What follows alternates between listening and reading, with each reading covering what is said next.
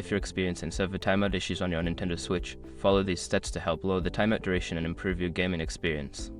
Step 1. Check your internet connection. Ensure that your internet connection is stable and strong. You can do this by running a speed test on your device or checking other devices connected to the same network for issues. Step 2. Restart your Nintendo Switch. Power off your Nintendo Switch completely and then turn it back on.